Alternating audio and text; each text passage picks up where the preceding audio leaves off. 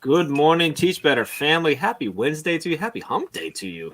I am here taking over. It's not Ray. It's not Katie. You get me again, unfortunately, today. But I have good news.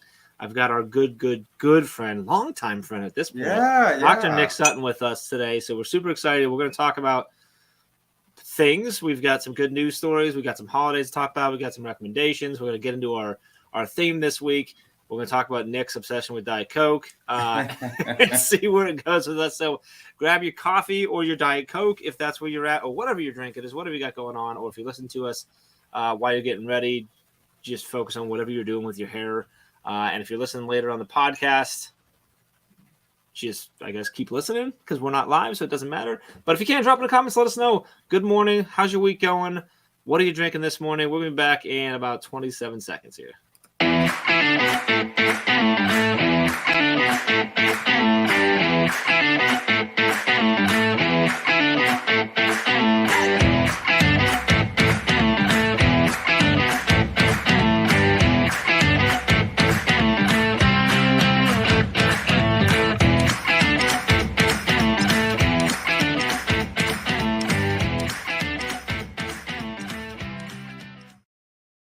Good morning. Good morning.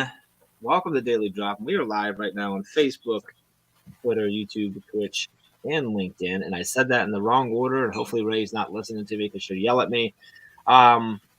Nick, good morning, man. How are you? I'm good. Just like you kind of talked about, I'm getting caffeinated up, getting ready for the day. Like most teachers and administrators out there, it's mid-May. And so we get a pass. We can have as much caffeine as we want. And so I take that into consideration. And anybody that works with me, Diet Coke's my friend. Is it a bottle of Diet Coke, a glass? Do you put it in a coffee mug and disguise it, like in a tumbler? Like is it, or whatever you can get it in? It doesn't matter. Did you have them? Have they installed like a water thing, but it's actually a Diet Coke thing, or you just like a fountain? Like a fountain. You have like a bag-and-box fountain in your bed, and he's getting ideas now. If there's a way to use some sort of title grant for that it impacts kids, I'm open-minded because I know it would positively impact me. But no, it's all good. It's all good. Good. Well, it's awesome to have, we were talking beforehand because it's been a while. Like, and I said, man, it's been a long time. And you said it's been a long 2 years. Because it's probably been, I mean, we've had some miscellaneous texts or emails and stuff, but not like a conversation for a while. It's one of those things where it's like, I think you folks over at Teach Better, but just a lot of people in life where it's just like sometimes you realize that months go by before you hear from somebody. You still consider them somebody that you enjoy and care about, but it's like COVID did that because for a lot of people, you kind of enter this like phase of you got to survive the day. And one of my favorite phrases I've been using with teachers is let's get through today before we worry about tomorrow, because there's plenty of problems to kind of battle through today. And so all of a sudden it's easy to kind of become laser focused. And so, it's nice. It's nice to touch base. It's been a heck of a 2 years. It's interesting to say because I just got to focus on today, get through today. And when you do that, you do that before you know it, it's like, oh, it's been 30 days. Yep. Now it's been 90 days. It's been a year. Mm-hmm. Wow. We're into year 2 of COVID. Like it's crazy how that works. Wow. So I mentioned that you're a longtime friend of the, I think we use long time at this point. Right? Yeah. I mean, I remember you guys. We've been around before what? Before the podcast, I knew you guys before the first conference. Like now, were you connected with us before the brand change from the grid method to Teach Better? I can't remember. I think you were probably right there at least. I mean, it was kind of the beginning. That was the summer before the. Yeah, it was the year before. So that was 2018, summer 2018. Yeah, I just remember. I mean, it was pretty much you guys were a team of 3. Yeah. So and then I've watched you guys grow and grow and grow and grow. So it's been cool. You guys were really just a team of 3. Wow. Yeah. So you did. So definitely long term for probably. I think more than half of the life of the team. So yeah, I was right. So I'm accurate in that description. I've watched it, and I've been watching behind the scenes. You doing Teach Better and getting really wound up about the Cleveland Browns for years. I mean, I've just been watching it for years. That's less of a team thing, more of a Jeff thing. Yes. Awesome. So, all right. Well, with that said, anybody who might be watching or listening here that maybe isn't connected with you, can you share kind of sure. introduction? and share, what you do, where you're located. And actually, I don't know if you know this answer or not, but how you got connected with the team too would be cool. Yeah. So just another kind of example of the power of networking, and you never know who you're going to be connected to. I'm a Central Illinois guy. And so I spent my career around Central Illinois, teacher, mostly middle schools, then a middle school principal for a while, and then had the opportunity to become a superintendent. And so how I kind of fell into some of the Teach Better stuff is I was a principal at a middle school that Ray was a teacher at one time. We weren't there at the same time, but she left right before I came in. Right when you were coming in, right? Yeah. And so we knew each other kind of just Sure. through stuff like that. So long story short, become a superintendent, fall into some PD opportunities for you guys, all of a sudden get another chance to be a superintendent, and now kind of up here in the Chicago suburbs area. And we've kind of followed you a little bit too. Yes. So you're in Chicago suburbs. Where are you at? Are you west or are you? Right now I'm in kind of the South Cook area, and next year I'll be kind of in the west suburbs. So you're changing. Yeah. Interesting. Yeah, that's part of the world of the bigger superintendent. Yeah. Bigger district or smaller or what? K district, about 4,000 kids. Okay. I'm excited. I'm excited. I really am. Are you gonna have to? Do you have to move again? Because I know, like, you guys no family. No, I saw the pictures on Facebook of like the 3 years. Since I'm good with moving for a while. So yeah. Where I'm at is where I'm gonna be. All right. Well, well, congrats. That's exciting. Moving all over the place stuff. So, all right. So you've been connected with us for a while. Superintendent. You're also a podcaster. So I want to talk about that too. It's a Learning Through Leading podcast that you do with Matt. Mm-hmm. Tell me about that in the sense of, I guess, a whole lot. Well, you can just tell us what it's about and stuff. But I also love to hear, like, did that come out of COVID, or was that is that a COVID baby? And it's interesting, and it's like we ironically, and I'm kind of even glad you brought it up. We've even kind of talked about kind of taking a little pause, retiring with that for a little bit, and I think. Here's how we kind of fell into it. It's like all of a sudden we realized we wanted to do something new. We wanted to do something, and it was 3 years ago. And it was like we fell into it, and the network of people that we had on and we met exploded, and it was fun. And we still are going to periodically do it. It kind of led into some different consulting opportunities, and the website's still live. All the episodes are archived, and I think what I've realized is the beautiful part about public education is, like, there's always an opportunity to grow, and it's kind of fun to evolve how you grow. I'd use you guys as an example. I mean, your guys' podcast started one way, and then it kind of got to something else, and now it's kind of this, and 3 years from now, it'll probably be something else. I mean, and I think that's how we continue to kind of grow. And so anybody interested in that, I mean, it's learningthroughleading.com. But we're at kind of a beautiful place. Like Matt, I'm proud of him. He's kind of becoming the online course guy. He's starting to do quite a bit of consultant for that. And he's really got an expertise for that. And I really think that's going to be something that that's not going away. Like I think all the Zoom and all the COVID virtual instruction kind of showed people out there, there's a place for that. And there's an engaging way to do that. And there's not so engaging way of doing that. And so my point being is just that became a beautiful experience where at one point it grew faster and quicker than we anticipated or ever planned or necessarily had a goal for it to. And but it made us better people. It made us better educators. And indirectly, it's kind of brought me to sitting here with you right now. It's like it's all becomes this beautiful, interconnected, like, network of people where everybody helps each other get better. Interesting. Okay, so I wasn't aware of that you could put a pause. So if you put a pause, you think you'll come back to it or start something another one? Like, are we gonna get like the Dr. Nick show or something? I mean, my most honest answer is I don't know, and I like that. Like I like that too. We've talked about maybe giving the brand to a couple new hosts and say, take it and run, have fun with it. It's slowly evolving to more of a consulting thing, but we've also talked about let's just see what happens, because it's just it's nice to kind of continually kind of evolve and I think about, obviously I love being a superintendent and I love my family and I love all that kind of stuff, but it's kind of in education, there's no shortage of things that you can do on the side. Mm. And whether that be go to conferences, whether that be work on a graduate degree, whether that be a podcast thing, like there's no shortage.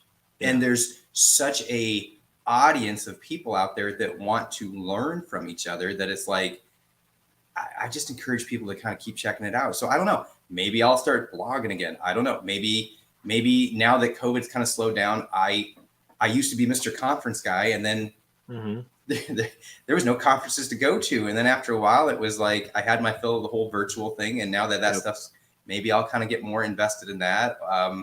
Or I don't know. Or maybe I'll keep coaching my daughter's softball team. I think I've gotten a lot better about, you realize what your core values are, you realize what you're all about, and then you continually kind of find things and try to evolve in ways to perpetuate that. And so I think that's kind of where we're at with it. It's interesting. I'm listening to you. And so I was on a podcast. I got interviewed on a podcast yesterday. I'm not sure when it's going to come out, but it's called the Blossom Your Awesome podcast. And we got into this conversation about like just being happy, right? And finding that. And I talked a whole lot about, like, for me, I feel like I'm truly happy right now.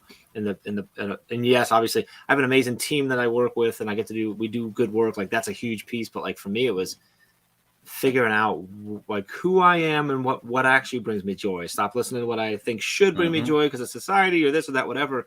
And I was hearing that in you right there. And you're like, at this moment of like, I don't need to necessarily be pursuing things. I don't need to be building things. I just need to like let my joy sort of guide where I go. And that might be, I don't do any of this stuff. I'm going to coach softball, and that's that. Or maybe I'll start. Like, I really enjoyed just listening to you there. And just sort of you said it like right at the start of like, you don't know and you're okay with that. And I think that's because so often we're like, I got to go to this next thing. What's my next thing? I got to do this. I got to keep leveling up. I got to keep growing. I got to keep whatever. And sometimes it could be like, you know what? It's okay to not know what your next thing is. And I think that's pretty powerful. I think if there's one thing I've learned the last 2 years is I'm a lot better about compartmentalizing.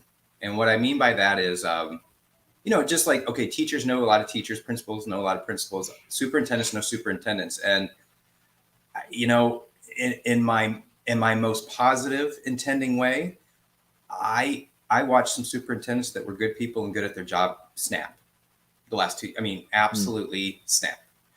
And I think I had to kind of realize, okay, like, this is my passion. I'm really into it, but like, it's what I do. It's not who I am. And I think more that educators realize you have to be able to compartmentalize. You have to say, this is a big part of your life, but it shouldn't be entirely who you are. And I think when you're able to do that, you can kind of navigate challenges or unexpected or even difficulties, even disappointments in a lot better way when you can come home and say, okay, this is what I'm all about. Yeah. And when I leave that house, I'm excited for what I do, but it's not entirely what I'm all about. And I think that's something that I've realized more the last 2 years. And so it's kind of made me a lot more able to be like, I'm okay with not exactly sure what I'm going to do with that. And I think pre-COVID, and I think even the Nick that you probably knew 3, 4, 5 years ago, I was a lot more, I need to do this, and then I'm going to do this, and then I'm going to do this, and I have to do this well, and I need to do this, and then by then I should be this. And I just don't think life's that way, because who planned on this whole COVID thing? Yeah. And so a lot of plans that were set in stone that are non-existent now. Yeah. And I think that's just been a takeaway for me. That's interesting. I love that. And I'm thinking about, and this is crazy because I'm going back to this podcast I was on yesterday and the stories I was telling and stuff about, like, when you're talking about the separation between what you're doing and being you and being okay. Because for me, like, the first thing I had to figure out was like being okay with me. Yep. Regardless of what title I had or what I did or anything like that, was just being okay with me, so that when I failed, when I changed, when I made a plan that then fell apart, when COVID hit and changed things, like, I was still okay because I was okay with this guy. And I think that's, and you can't do that if this guy or gal is connected to that title or that role or that position or whatever. And I think that's an important lesson, because it's tough. You get your identity gets connected to that, and then if you're not that anymore, you're like, who are you? Then who are you? And that's lost. That's a story I told back when I had my record label in the local area. The label was called FTF Records, so the local bands called me Jeff TF, like it was my little, whatever. And when that fell apart, like I literally broke down and I asked, like my wife was asking, like, what's wrong? And I said, well, if I'm not Jeff TF, who am I? Like, right. Well, of course, and she, with her immaculate wisdom, didn't even realize. She goes, well, you're Jeff and I love you, and walked away. And like, but she realized what she did, like it triggered this response. And you're still that guy. And now you are doing what you're doing. And so you're another perfect example of that. And I just think that's important because every teacher is going to have that lesson that's going to bomb. Every principal is going to have that staff meeting that's going to be a disaster. Every superintendent is going to have that board meeting where it just goes and it derails. Yeah. And I think that doesn't define who we are unless we convince ourselves that it somehow did. And once you get into that mindset, I just think not a lot of positive things kind of correlate to that. And that's what I saw some people do during COVID is I don't know how to teach, virtually. Oh my God. And it's like, you can still love kids, still love your family, or I don't know how to lead when I'm doing it through Zoom meetings. Well, you can still support people. You can still tell people, hey, I don't have all the answers either, but I'm here for you. And I think that mindset, I'm not saying that I got it perfected, but I think I kind of realized this is how you come out in a better place from this whole crazy experience. Well, we got deep this morning. Yeah. I was just going to talk about your Diet Coke obsession, and we went a complete different direction. I want to say hi. I got people dropping in the comments. Andrea, Bree, Patricia, Brad, good to see you. People saying good morning this morning, saying hello. We got Canada in the house. We appreciate if you're watching on Facebook or YouTube or Twitter or Twitch or LinkedIn, or if you're listening on the podcast, we really appreciate being here, hanging out with Dr. Nick Sutton, our good friend. You know what? We typically get into a good news segment, talking about some good news, and we do have some holidays to celebrate today. Are you good? We're gonna shift. We're gonna go from being deep to not at all, if that, and then we'll come back to deep when we get into our thing. We're gonna mess with everyone's emotional roller coaster today, if that makes sense. Yeah. All right, we'll be back in a couple seconds here to get in some good news and holidays for today.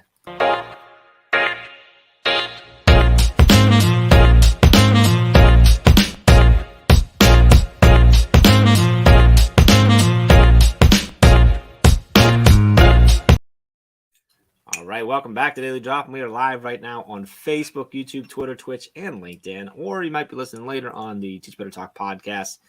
If you're watching live or listening later, we appreciate you being here. We'll chat with Dr. Nick Sutton. We got deep. Now we're going not deep. We're going to talk about holidays, and then we got a good news story for you.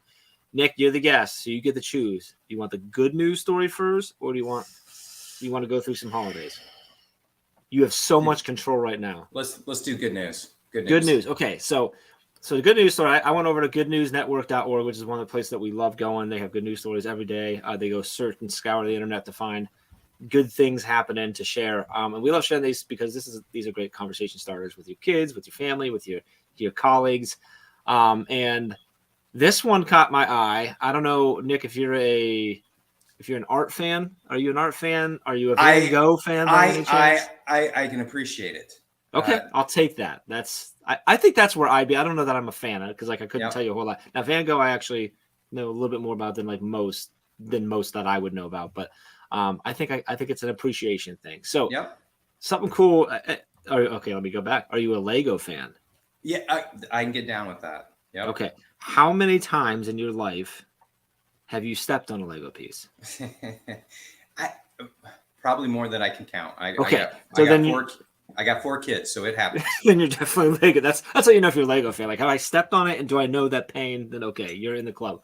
So Lego. One thing I've always loved about Lego is that like I'm about to say this, but I don't even agree with it. Like we often think of Lego as like for kids. Like as me, I'm like that's not true. I don't think that way. But like Lego's always done a really good job of also catering to their older fans with some of the different designs you got. I'm thinking about my wife put together the massive the house from Home Alone. Well, I was gonna say there's a theme for every movie, every TV all show. The Star Wars things. I can appreciate where they went with that. They do such a cool job. Well, they're preparing to release a set of a set for Vincent Van Gogh's one of his most famous, which is Starry Night. Yep. It was super cool. So, most of them, it's these bricks. It's, like when you put if you did like a painting of Lego, it would just be the bricks making the painting. Well, this is because if you know Van Gogh and his pasta like type painting where he layered on the paint, and then he did a lot of picking out so you could like see the brush strokes and stuff. So this a young guy, Truman Chang, who's a 25-year-old PhD student from Hong Kong, is the one who built this because Lego also, because they're awesome, allows you to submit ideas and stuff.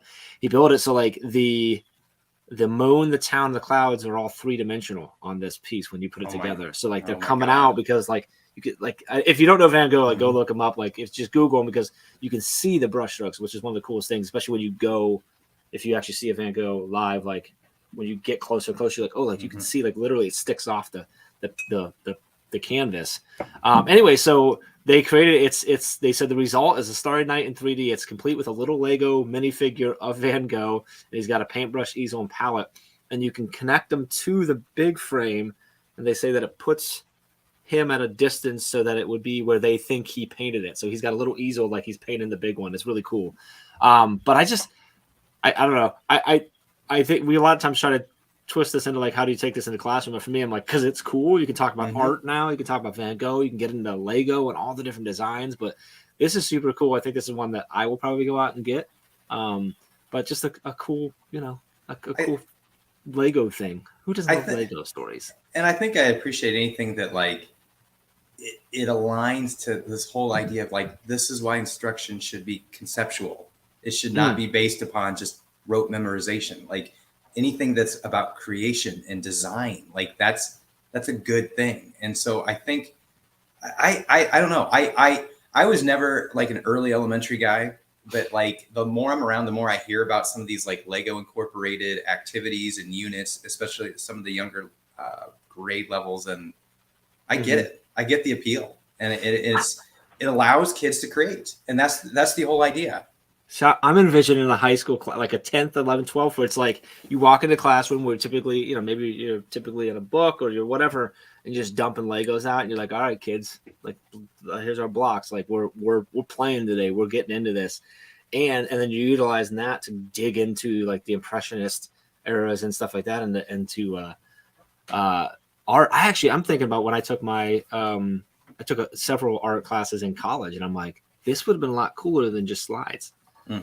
Like use some of my tuition dollars, get us all our own set of blocks, and let's build this thing together and talk through. You know what I mean? I think it could be really cool that way. So anyway, get ready. I don't know. It doesn't say when it's going to come out, but keep your eye out for the Van Gogh Starry Night in 3D. Interesting. Lego. Super cool. I love. So we're going, and another reason Lego got me is this. In August, we're taking the kids to Legoland. Okay. As part of their Christmas gift, we did I cut the map of Legoland and I cut it all up, and we hit them all around the house, and like and I wrote. Oh no, that's clever. Wrote different tip or what's the word I'm looking for? Like a scavenger hunt, right? A scavenger hunt for them. They went all around, and then the very last one was they asked Alexa, and she told them to put it all together. And so then when you flipped it over, it was the map, and they had figured it out before we got there because they're smart. So, did you come up with that idea on your own? That was yes. That's impressive. I'm very smart. That's very impressive. It was a lot of fun. The problem was I underestimated my kids because it was like 3 pieces in of like 22, and they're like, it's Legoland. I'm like, how did you? Not to go too off topic, I've heard of people doing scavenger hunts for Easter egg hunts, where each egg you find, really has a clue. Has a clue of where the next egg is. Oh, like that's cool. I just stumbled upon that whole kind of approach. I've never seen that recently. We've done that. So we did it this time. A few years back, we did it where they would bounce around the house with like sticky notes, and then that's what they found was their hoverboards. So it's like things like, oh, like it's really cold in here, which is like, okay, so they go look in the freezer and like that type of stuff. So we enjoy doing that. It's easy. All right. I got one more parent tip out there because it works for me. I think most people that have kids know about the game Among Us. It's not as popular as it was. Come on, you don't know what Among Us is? Among Us? Oh, yeah. Okay. Oh, yeah, my kids, yeah, they still play it. Okay, so here's what we do sometimes. We play Among Us in real life. And so... Okay, because my kids are young enough. So here's the idea. Like we each get playing cards, and whoever has the ace, you're secretly the imposter. So you're the imposter. Okay. And the tasks are, you have to clean the house. So all the kids are helping clean the house. They're picking up whatever. And then you have to walk around the house and try to take out the other people without them knowing who it is. And there's like a button you can push if you want to have a meeting. And it's a secret way just to get them to help clean the house. They think it's great. Okay. I know it works. It works in my house. Yeah. So I mean, we even bought them sweatshirts that each one's a different color that says Among Us. It's a whole thing. Oh my gosh, that's gonna happen here. I mean, sometimes, and you can go on YouTube and they can play like that music in the background. Music, yeah, we put it on it too. So, oh man, this is gonna happen. The task is cleaning the house, and if somebody's not really cleaning the house, you can say you're not doing the task. You're sus. You're sus right now. Mm-hmm. Oh, and then all of a sudden they start putting the clothes in the hamper. This is like life faults. I'm taking the rest of the day off. I'm going to put this together. So like I was just we were just a couple weeks back. We had camping for the Cub Scouts, and like that's when they had free time. The 15, 20 boys that were there, like they played Among Us. Like that's what they did. Like they would have one of us adults they would all close their eyes, and one of us adults would walk around and just tap one of them randomly, and that was the imposter. And then they would just go ballistic. And I'm like, so interesting. Clean the house. Clean the house. Boy, you know how it goes. You what, logging on this morning, you thought you were going to learn about education. You didn't realize you were going to get educated on your parents. Wow. I don't know what to talk about at this point. That's really cool. I love that. I'm trying to think of all the other. I know. Get them to do other things around the house. So why not? That's really cool. Yes, that's so much cooler than my scavenger hunt, to be honest. Because mine was just like ripped the paper. Anyway, I'm thinking of all the opportunity I have right now. That's really cool. That was really good. I love that. Anyway, moving on. I'm going to try and continue with my job here because I just am thinking about how we're going to do this in my house. Holidays. Let's talk about holidays. Let me ask you. Oh, this is a perfect one. So today, May 18th, it's actually National No Dirty Dishes Day. Is that included in the? Oh yeah. That's usually one of the tasks I do because I like it to be done well. I'll go ahead and say that, but you can't really put clothes in the hamper too badly. Right. Right. The dishes, yeah, I get it. Mm-hmm. Okay. I can appreciate a clean kitchen. Me too. I get down with that. Well, it says keep sinks happy and do your part by saying no to dirty dishes. That's today. Today is also National Emergency Medical Services for Children Day. So celebrating just the awareness around helping children and their medical services. It's also National Cheese Souffle Day. Okay. If you're a cheese souffle guy, I support them. The people that are that wouldn't be my jam. It's you may or may not. I don't know if this is your jam or not, but it's National Visit Your Relatives Day. That's kind of a interesting time to put it, middle of the week on a Wednesday. You know, I don't know. It's also National George Strait Day. Okay. Celebrating George Strait.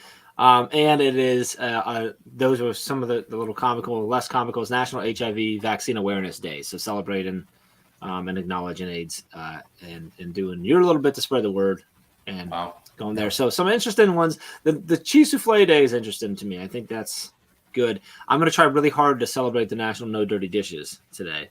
I think that's one that helps everybody's mood. When you come home at night and there's not a stack of dirty dishes looking at you, that just makes everything a little bit better. There's a stack right now. Is there? Yeah, but like to be fair, Amy did cupcakes the other day, so like there's extra stuff there, which then so that's an extra load. So we're just swapping out the dishwasher. I get in trouble because I'm a soaker. Like I'll soak a pan. Me too. I'll sit on the counter with just a little bit in there with the soap. Yeah, I'll do that too. And that doesn't go well with my wife. Like that just. So that's my wife is okay. It's more my cat. My cat senses that, jumps up on the counter and tries to drink the soap water. And I'm like, that's not going to end well for you, buddy. No. But yeah, I do that too. Like, like if you cook something with a lot of sauce or cheese or something like that, and it just coats the bottom. Yep. It seems like that's the go-to move, but I've learned that's not a universal approach. That is not how you celebrate today, Nick. It's not. You might even say it's a little sus. Yeah, that's a friendly tip out there to a lot of people, is just because you think that soaking is going to help the whole dishes thing, it might not for your spouse. I've learned that the hard way continually. I love it.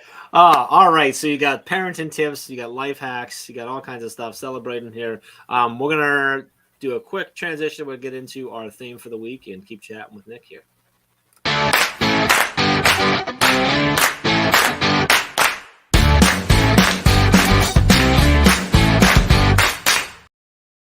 Welcome back to Daily Drop. We are live on Facebook, YouTube, Twitter, Twitch, and LinkedIn, or you might be listening later on the Teach Better Talk podcast. Either way, we appreciate you being here. We appreciate you listening, watching, whatever. Hope you're getting ready for an awesome Wednesday. We're halfway there. It's hump day. And I've got people telling me that kids are dancing to the music, so that's awesome. We had an incredible parenting hack on the last one. It's a good conversation today. I appreciate that. Yeah, we're gonna come back. This has been good. So the theme for this week, Nick, that we are focusing on this week is talking about how do we become an advocate and an ambassador for the ideas that we care about, things that we care about. And I was excited to have you on because I want to kind of get your vantage point from as a leader into this, both from how can we as leaders in our schools advocate for the things that we believe in and the ideas that we believe in, but also as a leader, how can teachers advocate so that leadership is aware, so that leadership can support them, and so that things can be supported and they can be advocates and they can be ambassadors for things that they care about. So kind of a wide-ranging and loaded question for you, and I'll let you take it wherever you want, but sort of what are your thoughts on this? I think my brain kind of goes to two places. First, it all comes back to core values. You have to be well-grounded and have that foundational piece of like, what are you really all about? What's really important to you? And I do my best. And I would say the vast majority of the educators I've always worked with, it has to be about continually wanting and being willing to get better on the benefit of kids. And I think when you start like digging into that deeper, it all comes back to improving instruction. There's all sorts of waves in education, kind of things come in, things come out, and let's try this, let's try that. But like, the one thing that's universal, whether you are a pre-K teacher or 12th grade calculus, is engaging instruction. And so I think I really just try to be an ambassador to, and this, my next phrase is done purposefully, but you're going to smile. You got to teach better. Really, I'm trying to think of a more clever way of doing that, but it's like that's something that shouldn't be in style and come in vogue and then be the latter. It's got to be you look at ways to make sure that your instruction is conceptual and that kids are engaged, and you need to, more than anything, if you're a teacher, be willing and open to feedback. And if you're an administrator, you need to be in the classrooms. It's that, to me, it's that simple. And I think it's only more complicated when we let it be. Interesting. So if I'm hearing right, what I'm hearing is the best way, most effective ways to be that advocate for the things that you believe in is to first and foremost understand and figure out what is it that I actually do believe in. What are my core values? What's important, so that the people that you either lead or the people that support you or whatever it is understand. Oh, that's what Nick. Yeah, that aligns with what Nick is always saying. Like, so that you're you're not advocating for that new wave, that new thing, that new piece. You're advocating for the thing that might help, right? Versus it becomes less, and that's how we get rid of some of these, like you said, waves, right? I think that's the key. Is if the wave things are supporting the things that that we're continuing trying to push, they no longer become waves. Yes, they just might be the newest tool we found or the newest way to say the thing we've been trying to say. That is not how I thought we were going to go, but I love that because I think that's the key, right? That's because then it is no longer, it's not, you no longer have this idea of like, oh, well, we're just going to do this for 9 weeks and then we're done. And I think like this is another thing we're trying to continue on the path we've been continuing on. And it's so easy to fall into that trap. It's so easy for administrators to feel like they need to have a constant theme. And so, I evolve like anybody else. So maybe I'll say something different than what I'm about to say 5 years from now. But like, I understand the whole notion of vision and mission as much as anybody. I think the longer I do this, my approach to kind of universally address those topics is just, we're going to be the best. Mm-hmm. And if you don't, and if that's not your goal, I'm not sure why you're here. We're the best. We're going to be the best. Everything we do is going to be the best. Let's get after it. And we have to have that type of mindset. Mm-hmm. And I think when you can get a collective group of people that have that type of approach and mindset, good things happen. And I think a lot more comes from that than having a, not to sound critical, like a mission statement that's really clever on a business card. Mm-hmm. And I think a lot of times that's what happens is you've Absolutely. got a different theme each year. Every 5 years, you do a strategic plan that everybody forgets about. But you got a cool new vision. You had the stakeholders come in, and instead it's like, no, just take all that, put it over here and say, the kids are coming tomorrow morning. How are we going to make sure they're more engaged? Yeah. And, I'm thinking about when you talk about the mission and vision and how it can change, right? We do a lot of 3-year plans, 5-year plans, but it's when I'm thinking about the same thing, like with the new ideas and the ways and being an advocate for that you're on the same path. It's the same mission and vision all the time. Mm-hmm. We might change the words, whatever, but it's really the same. And sometimes you got to look and go like, hey, it's been 3 years. Should we update our mission? Well, no, it still makes sense. We're still going to have. No, you might change. I don't know if you're going to change it. What are you really doing? Change the words so it's a little more appealing, but like it should be the same mission. Mm-hmm. We're trying to be better at everything or be the best we can be at these things that impact kids. So that's interesting. And I love that you said it, just like, yeah, but like just put it aside, because how often are you looking at your school's mission and vision anyway? Is that right? Is that really the important part? No, it's kids are coming today. How are we going to engage them and help them be better today? And I think that's why when you start talking about improvement, it's a slippery slope when it becomes too much of how we're going to talk about improvement in this long-term future. And it's like, no, let's talk about how we're going to improve tomorrow. Like improvement should be a constant process. It should not be this long-term event where we decide 3 months from now from whether or not we were successful. It needs to just be, let's put some stuff in place. Let's do it, because the act of continually trying to improve should be how you get there. Should hit any goal that we would come up with. And I would hope so. The last couple of years have proved that like we can put a 3 or 5 year plan in place. Yeah. The world doesn't care. Like, right? Like who saw that coming? And I think you talked about that earlier, like who saw this, COVID coming. So like, it's the same thing. How do you, not to mention the speed of technology and the change in the world, like in 3 years, like what can we really do? Right. But tomorrow and today, like, I love that. The way that you're thinking through that. So do you even know, and I don't mean to put you on, like, do you know your school's mission and vision statement? Like, is that something that, like, some people, like, it's like they should have it memorized and they should be able to spout it off? And I mean, and that's the thing. Like, I guess I've worked at 4, 5, 6 different districts, and like, I can almost universally guarantee 90% of the schools, there's something, student achievement, something, full potential. And I'm not trying to be critical of it. No, I guess I told you, it's one of those things where it's like, has that process ever really immediately impacted kids? Mm-hmm. Has that process ever really been able to make a clear distinction that this is how we raise student achievement? And I think it's so much more about, you need to just meet people where they're at, provide them what they need, and just say, here, you can positively impact kids tomorrow. Let's talk about an improved instructional strategy. I will give you feedback. You be open to the feedback. Like that should be the beautiful process. And I think when you then take the next step, that goes both ways, that the teachers are giving feedback to the administration and the administration's open to that feedback. Like, that's when you really make some strides. And I think my last thing to kind of really kind of bring this all together is, I also think so much of it comes to, you got to know the pace that the place you're at is ready to be. Like, so I've just seen where it's like teachers want to go one pace, administration wants to go another pace, and the school board wants to go another pace. And it's like, if one of those 3 groups wants to run and the other 2 are just kind of ready to walk, it's not going to go well.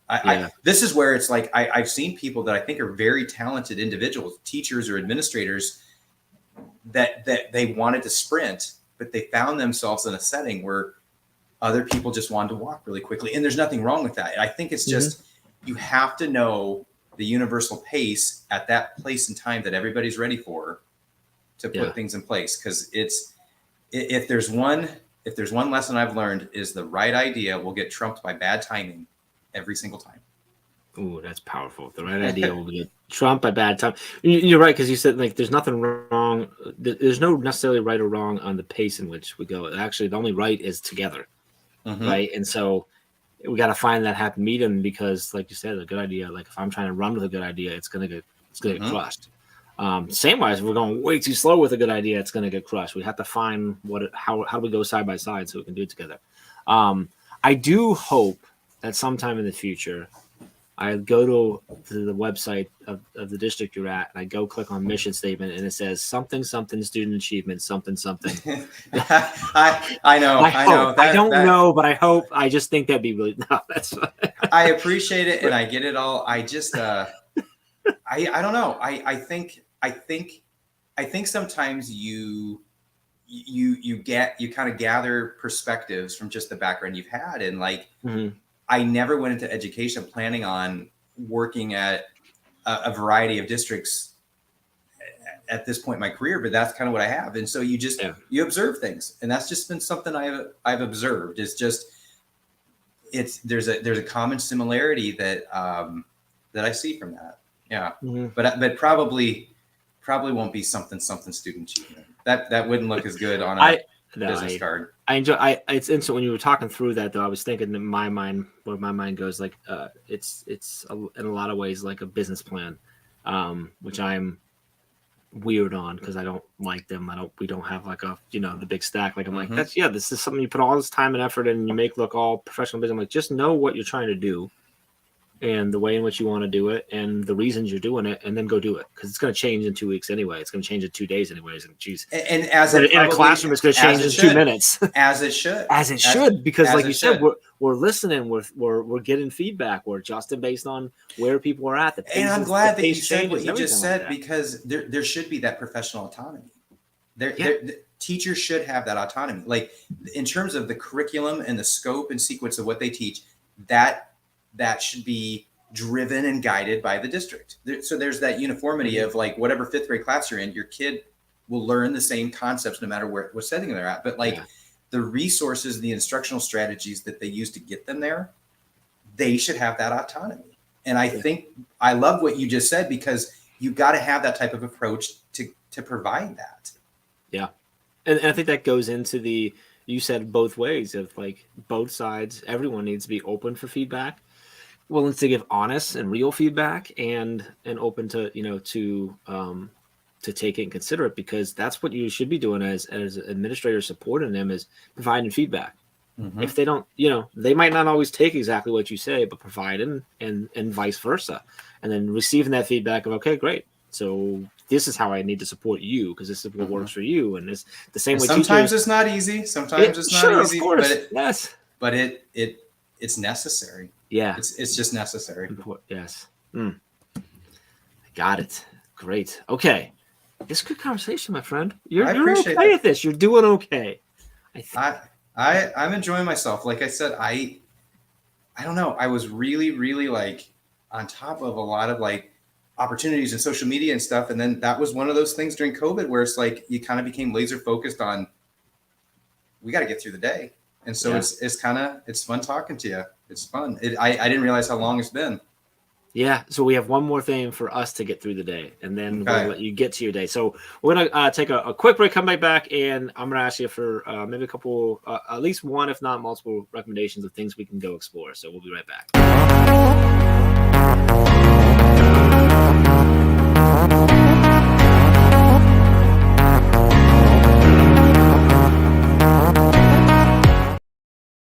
All right, welcome back. We are wrapping up our daily drop-in for Wednesday. We are live right now on Facebook, on YouTube, on Twitter, on Twitch, and on LinkedIn. Or if you're listening later, we're on the Teach Better Talk podcast. Dr. Nick Sutton, my friend, we just hopped on. It's been so long. We're so excited. We had a great conversation. I think this has been a really great mix of, we've gotten deep. We've had some laughs. We've had some parenting hacks that we didn't see coming when we really got into our theme this week. This segment is where we talk about just recommendations. So the idea here is hopefully we can give something to anyone who's watching or listening that they can go dig into later on. So Nick, do you have like this can be a book, a website, podcast? I mean, anything you could think of. Yeah. What's something that you go to like, and if you can, if like with this in mind of like how to, just consistently being better and improving ourselves and continuing to advocate for the things that we believe in. So here's where my brain went, because I try to read a lot of things. I try to do a lot of things. There's a author and a professor named Tony Frontier. He's got a book called Teaching with Clarity. I'm going to do my best, and so my credit is to him. In the analogy I'm going to give here in a second, because like I've heard him even kind of give this analogy in person, and it was very thought-provoking. So Jeff, I want you to pretend that you're in charge of controlling traffic at a small community. Okay. And so your job is to improve the flow of traffic. And so I want you to picture like a 4-way intersection with 4 stop signs, and there's just a ton of traffic. And so you're like, well, okay, I got 4 stop signs. All right, instead of making the stop signs red, I'm going to make them blue. That doesn't really improve anything. So, okay, now I'm going to make the stop signs bigger. Now I'm going to make the stop signs. There's going to be 2 sides to say stop. Now they're going to be flashing red, and nothing really improves that. Finally, you go, you know what? All right. The stop sign thing isn't working. Like, I'm going to put in a roundabout. And it's like, whoa, roundabout. Like we do stop signs. Like we just change the colors of them.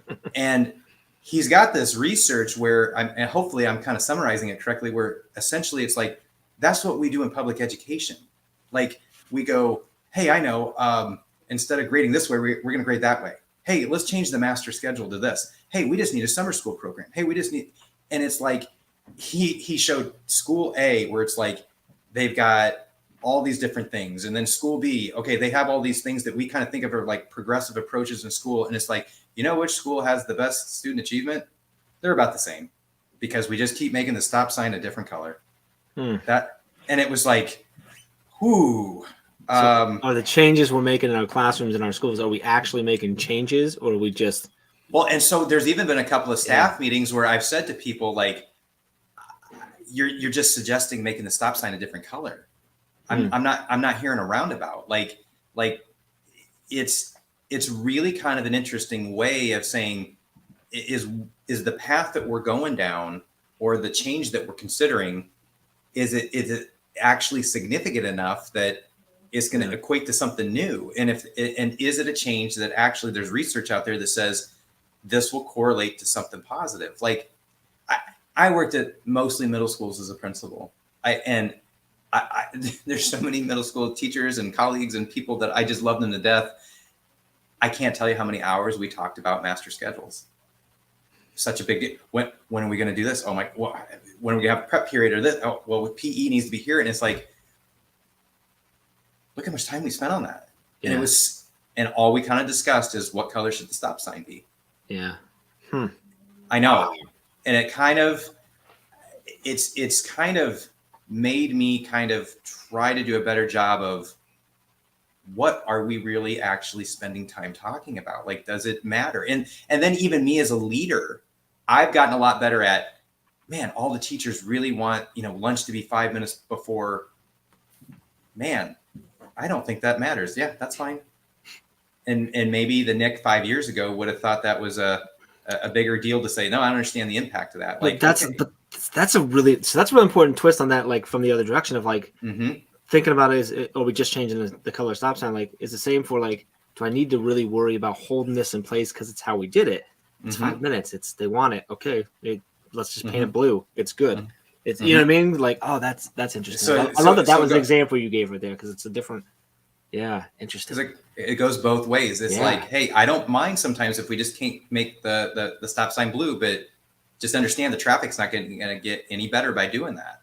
Yeah, but if you can also say, but it's also not getting any worse, so I can give them that extra 5 if that, you know what I mean? So interesting.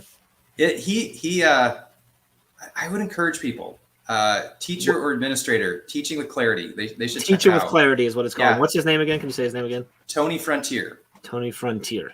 Another really sharp bald guy. I don't know what the correlation is, but I'm sorry. What was the? You heard it right. You heard? There's something about those bald guys, you know. There's just a correlation out there. I'm seeing it. I see it. I do. Nick, I really appreciate you coming on with me and spend the morning. Are you heading? You got to be like heading into school here soon, right? No, you got it. Yeah, no, I will sign out. I'll grab a Diet Coke, hop in the car, and take the trip. All right, real quick on the Diet Cokes. Is that the first Diet Coke that you're gonna? I've had none today. Hey, how many will you have by the end of today? Like, what's the average? I'm gonna say it was your vice. 2 to 4. Is that terrible? 2 to 4 Diet, like 20 ounces. Or 16 ounces, or I mean, just a ounces. regular 12-ounce can. Okay, all right. So 2 to 4 is still a lot. I don't think it's obscene, but I think we all got our vices. All right, and let's compare it though. How many miles did you do this morning? 3. All right, you can do 2 to 4. You'll be fine. Okay. If you only did 1, I'd be like, I might want to stop at 2. Nick's like, all right, I'm gonna do 13 now, so I can go. Hey, then we can get the fountain put in your office. I drink a lot of water too. That's how I convince myself that it's okay. That it's okay. I do that with certain things too, so I totally get it. All right, well, enjoy your Diet Coke. Enjoy your Wednesday, rest of your week. Appreciate everyone watching, hanging out. Make sure you follow Nick and connect with him on Twitter, and go get that book. I think it's a great piece to go. And appreciate you. Keep dropping in and let us know if there's anything we can ever do to help you. We are here for you. Appreciate you. Happy Wednesday. And we'll see you tomorrow morning.